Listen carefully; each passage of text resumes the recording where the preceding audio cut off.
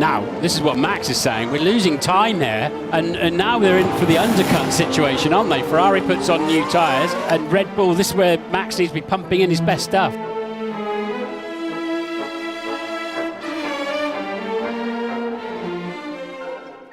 Hello and welcome to a brand new episode of the Undercut Podcast. We're back in the nick of time to preview this weekend's Dutch Grand Prix. As ever, I am joined by my excellent co-hosts, Jesse Billington and Ellie-May Taylor. How are you both? I'm doing all right, although I will take pains to say that you say in the nick of time to preview this. It's almost like you're anticipating me being slow on the edit, which is fair, but it's annoying at the same time. It's positive, negative reinforcement for you to get more on it. Fair enough, I'll take it.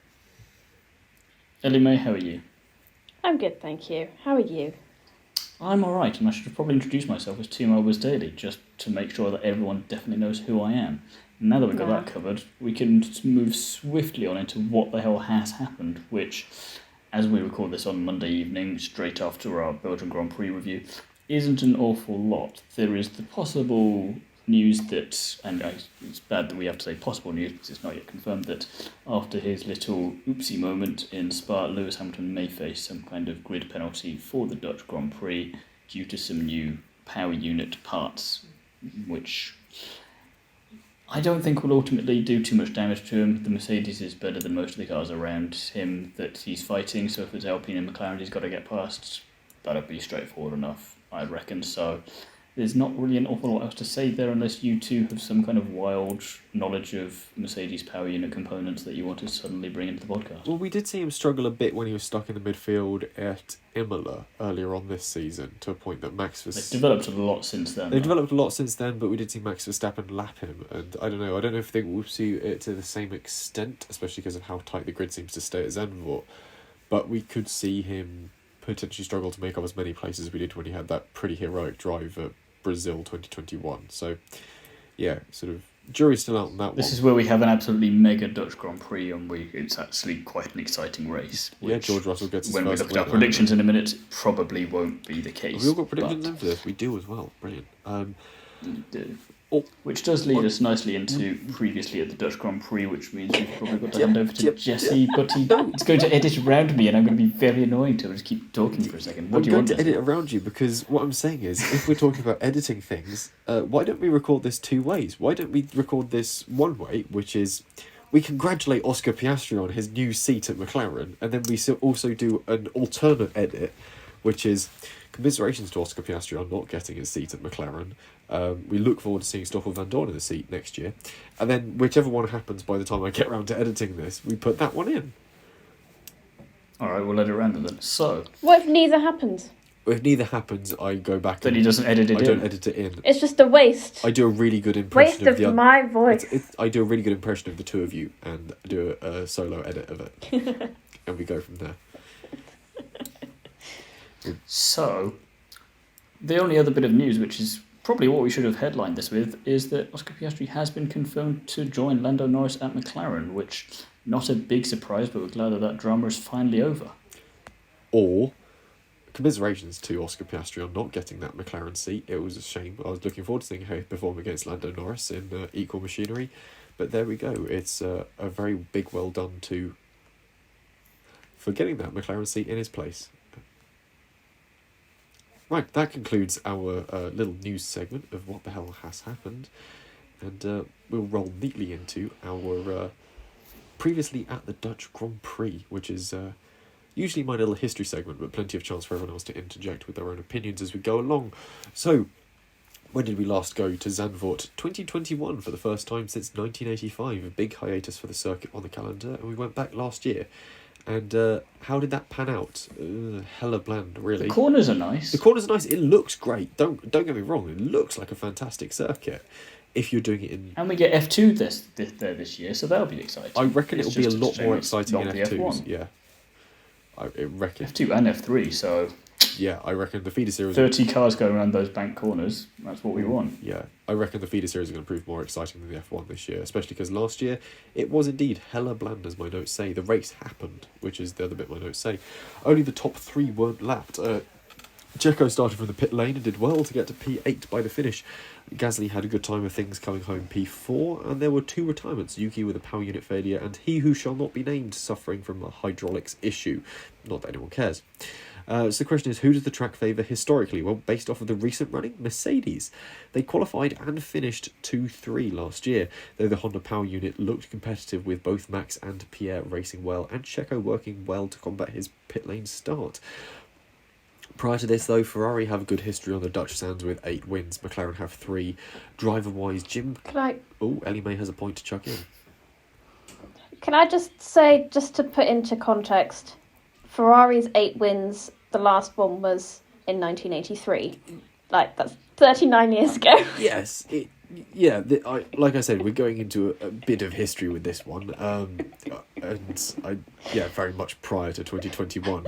39 years is how long Ferrari need to figure out how to do a strategy that will actually succeed. They've since employed Doctor Strange so that he can look through all of the infinite possibilities for what will happen, so that he can then still choose the wrong one for them. I think Ferrari should dig out their strategy from the last time they won at Zandvoort and just use that, because it can't be any worse than what they're going to do. It genuinely couldn't be. But anyway, yes, Ferrari have a good history there. 8 wins, McLaren 3. Driver-wise, Jim Clark holds the record with 4 wins. Jackie Stewart has 3, as does Niki Lauda. James Hunt has 2 wins as well. So if we're going to be tenuous, you could say this is a strong weekend for McLaren with British drivers doing well. Not to forget Jack Brabham, actually. Aussie drivers also have a decent history. So what I'm saying is this is good for Lando and Danny Rick as well as McLaren. Ellie-May, you've got a point. If we're going to be tenuous and Ferrari have the most wins, yes, a Ferrari-powered engine of Alfa Romeo, and who, if you take out Max Verstappen because he's actually won a race here, who is the most successful most recent driver here? Valtteri Bottas. He won twice in Formula 3. That is a point I did not consider, and it's quite sound. I mean, the Alfa Romeo isn't a terrible car, and yeah, I wouldn't hate seeing Bottas do well here, that's for certain. It would definitely make it a lot spicier than last time. Yeah. I will also just interject that if anyone listening to this, as soon as it comes out, because there still should be time, wants to get some successful lottery numbers, Ellie-May is the person to go to, apparently, because she knows something that the rest of us don't. She's putting out some good predictions, so yeah, ask Ellie-May for lottery numbers, just anything that needs predicting, really. She seems to be the person. We'll find out. Ferrari, if you need a strategy, Ellie-May. I'm your gal. Yeah, well, we'll wait until after the race to look at her predictions for it and see how well they've come out. But yes, McLaren looks to be historically the strongest team to go around the circuit, especially with Australian and British drivers who also go well on the Dutch beaches. So the question is, what weather can we expect? I should probably go and check this because I probably wrote this about 3 or 4 weeks in advance. Where is my window with all my Formula 1 weather on it? Here it is. 3 or 4 weeks even for you is a bit ambitious on a weather forecast. It's a bit ambitious, especially because I've got a good track record of predicting the weather with Grand Prix of late. Let's see. Daily. This should update me. I think there'll be a big gust of orange smoke at various degrees of the race. Ooh, okay. Friday, 23 degrees Celsius, according to this, mostly cloudy and delightful. That makes me really doubt how accurate this is. Saturday, 24 degrees Celsius, mostly cloudy, showers around, 85% chance of rain. And then Sunday, warm with periods of sun and sunny spells. Hang on, why were you so excited then? You went ooh, like it was going to be spicy and there was 5% chance of rain on Saturday. Wet quality, 85% chance of rain on Saturday. Oh, 85. I heard 5%, I was like, dude. 85% chance wet quality. The banking. That just means Max will just win from P20 instead. Yeah, but so it doesn't do anything interesting. Who do we know who's good at qualifying in the wet? Lando Norris, who historically... Who's not going to win because Max will come onto there and then it's fine. Who do we know historically goes well at this circuit? British drivers and McLarens. Alpha. Or Alfa Romeo. Bottas. If you're really sticking with this Bottas prediction. It's going to be his delayed birthday It just present. means that we'll have Budapest of last year and Bottas will just bowl into Lando, ruin everything, and Max will still do all right. Don't say that. Anyway, whether we're looking like a dry Friday, wet Saturday, and a dry and warm Sunday. Warm conditions, but not scorching. It was pretty hot there last year, which seems to be causing a few issues tyre-wise. So we'll see how that pans out. And the question is, which on-track battles should we look out for? My early notes for this say Bottas v Lando. Bottas v Lando, if our history is to be regarded. Lap 1, turn 1. Going side by side through, what's it called? Tarzan or something, isn't it? Turn 1. Yeah. Living up to the name. Yeah, just swinging through it. Anyway, yes. Getting back to which battles we should look out for. I shouldn't have invited you to interject on this section. It's become chaos. He's never going to do it again, is he? The Ferrari and Red Bull battle rages on. Although I say rages, it's more a case of Ferrari desperately trying to stay afloat rather than actually fight Red Bull at this point in time. But with speeds around this circuit a lot lower and much of the track being quite technical and challenging, we could see Mercedes back into the mix with this. They won't be relying on the top end speed, which seemed to be limiting them a little bit. Though my Ferrari doing well on the tight bits of France prediction panned out neatly until Charles Leclerc was thrown into the wall by a sticky throttle pedal, which the team should have fixed.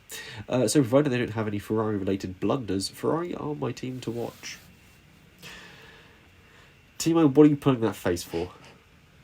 Assuming Ferrari don't make any blunders. Good joke. Yeah, it's a very funny joke, to be fair. They will make blunders. I mean, I don't know, send him out on the last second without a chance to warm up some soft tyres, do a qualifying lap. I don't know, they're going to do something Oh no, stupid. they'll put him on hards for that. That's clearly the superior strategy. Yeah, Q3, stick him out on some hards. I don't know. I meant the last lap of the race. They'll go out on softs in the rain. Yeah, they'll do what AlphaTauri usually does and sort of send you out on slicks in the wet. We'll wait and see. Anyway, speaking of all of our silly ideas, it comes to actually predicting stuff with our predictions. So the question is, pole position, Ellie-May. I've gone for Charles Leclerc, kind of in the same sentiments that you've said, in that it's a twisty, sort of tight track that's not high speeds, which they kind of excel at, or have previously, so... It's getting to that point in the Leclerc season. pole. 70s and 80s. Yeah, it's getting to that point in the season where we no longer back Ferrari when we predict them to do things. Like, I think Ellie-May and I are still at both optimistic as Ferrari fans, but at the same time know that whatever we say, it's unlikely.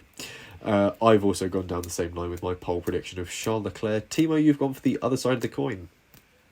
Yes, I've accepted fate and written off 2022 completely, and I'm now focusing on 2023 because this is essentially just going to be a homage to 2013 tail end now.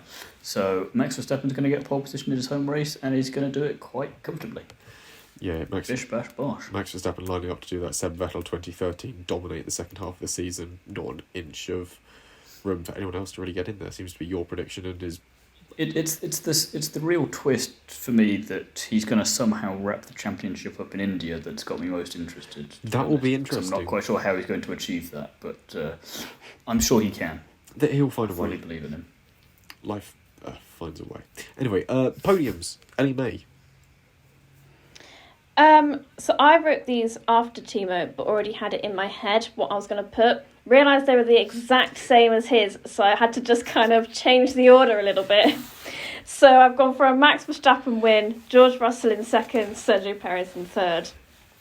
To be fair, I'll take your podium as well because my boy George does place better than he does in my predictions. So I've said Verstappen converts his pole to an easy win, Perez in second, and Russell gets a nice another podium in third.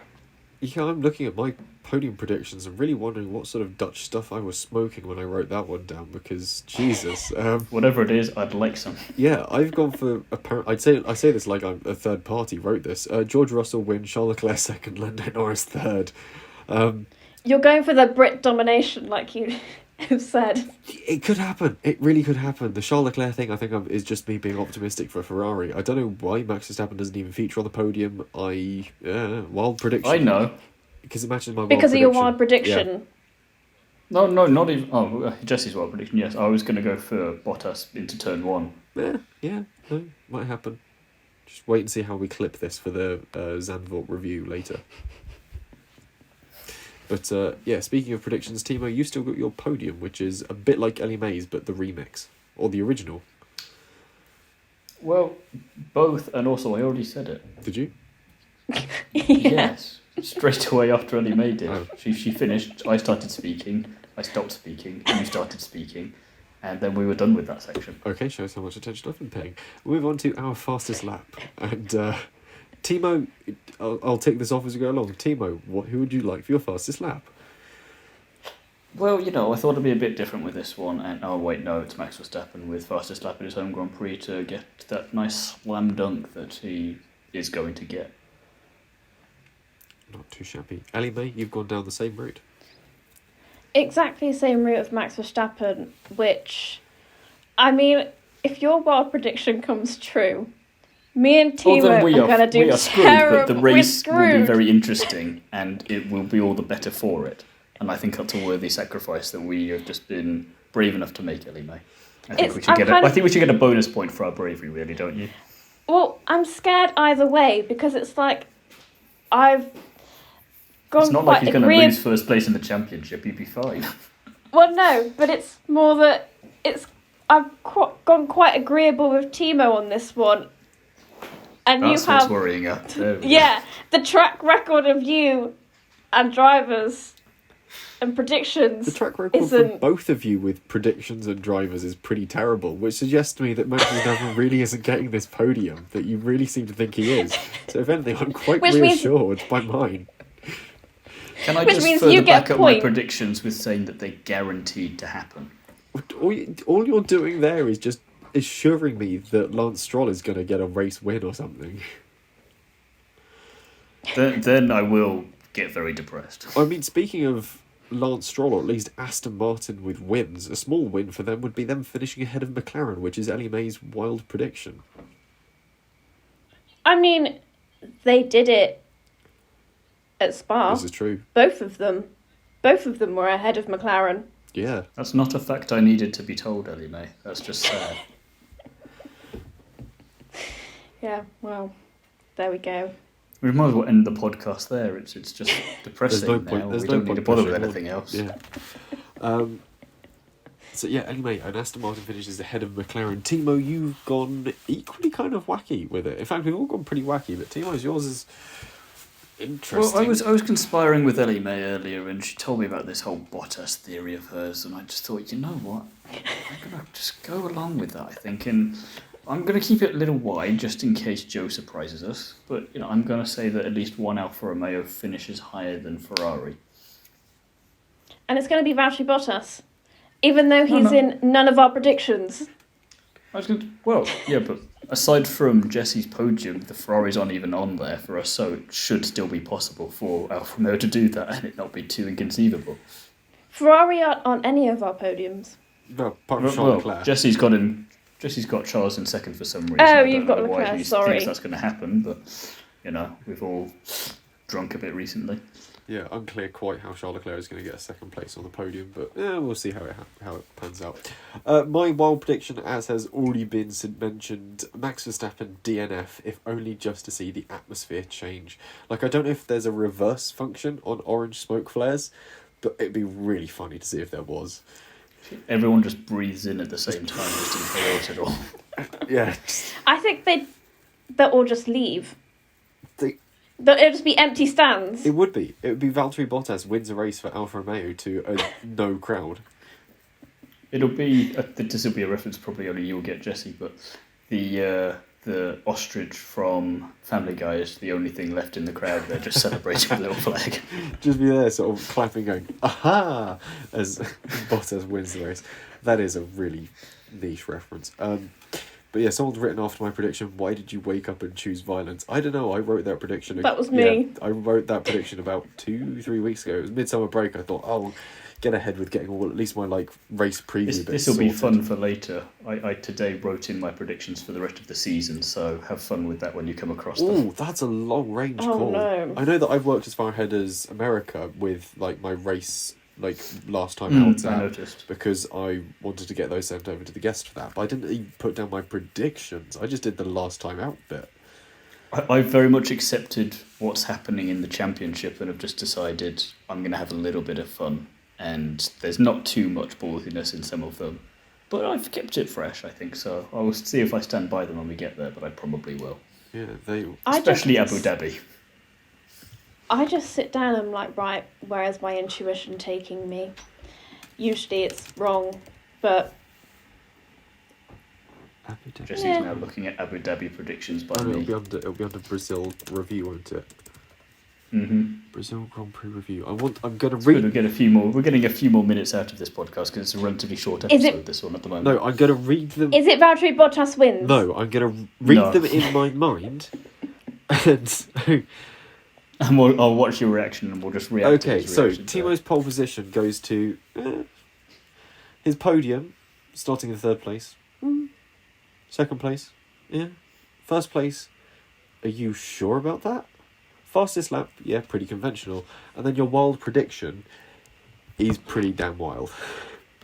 I want to see it happen, but it's pretty damn that. wild. I want to see it happen as well, especially his last race. Yeah, that'd be exciting. I want to look now. Go and have a look. Don't read it out. See, I'm this gonna- is perfect because everyone listening to this now definitely has to come back for at least that episode. See, that's why I did this, because Am I going to go mad at your prediction? I don't think not so. mad. You'll just question why. You'll just question me a little more than normal, which, you know, I'm sure you're more than capable You of. already questioned this boy a hell of a lot. Yeah, not a day goes by without questioning you. So, She questioned me so much she couldn't even say the sentence. do you know what? This is leading up to something. I hope so. I had it in my head of your winner kind of the same. Yeah, I kind of feel the It'd same be kind of it'd be sentiment. nice.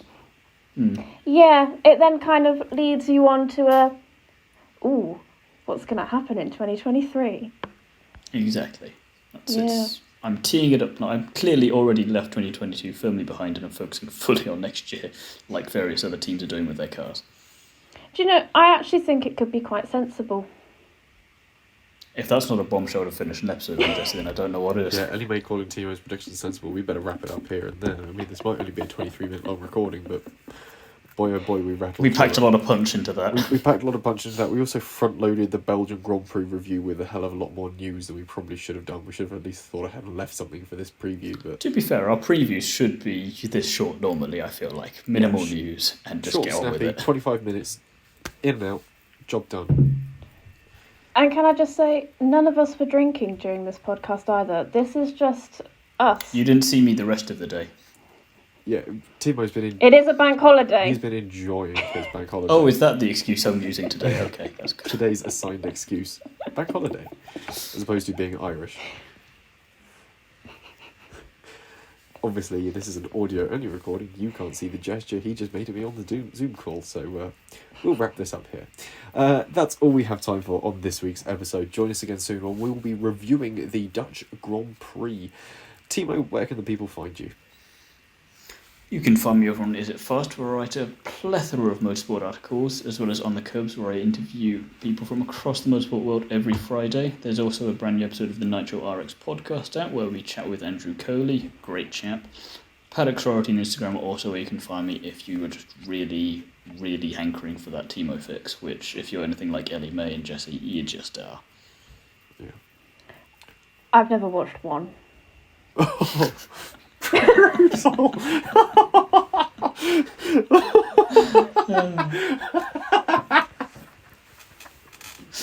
Oh dear.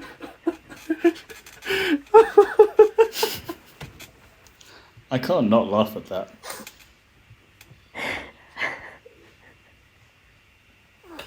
Anyway, where can the people find you? When you're not decimating Thiemo's life's work. Here's me being a nice person, reading our key takeaways, thinking, you know, I'll be good. I'll read these. They'll be somewhat interesting. Maybe I'll throw a bone to her occasionally, but you know what? Never mind. It's all about playing it forward, you know. So you get kindness in return, and you know, I'm glad at least I get that from Jesse on occasion. You know, it's nice to see that passed forward by at least someone who's appreciative She of just shot you kindness down. and basic decency in life. I'm crying. Ellie-May seems to be incapable of speech, but that's fine. You can find her on our Instagram page, where every now and then she writes her key takeaways from race weekends, as well as where she edits our TikTok account and posts all the good video content you can find on there. And in the meantime, if you want more of me, you can find me over on Instagram, Twitter, and also at Classic Car Weekly, where I do driving old cars and go to events that I'm paid to go to. I think I've got Goodwood Revival is next on my list for that. So expect fun things from that. In the meantime, I'm going to get some aloe vera for Thiemo's burn and wait for Ellie-May to stop laughing at her own joke. Thank you very much for listening, and join us again for our review of the Dutch Grand Prix.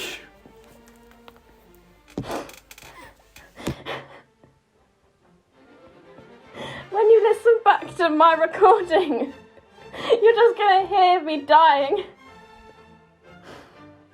Oh my god. Oh my days. I didn't even think it was that funny, but you set me off and now I can't stop.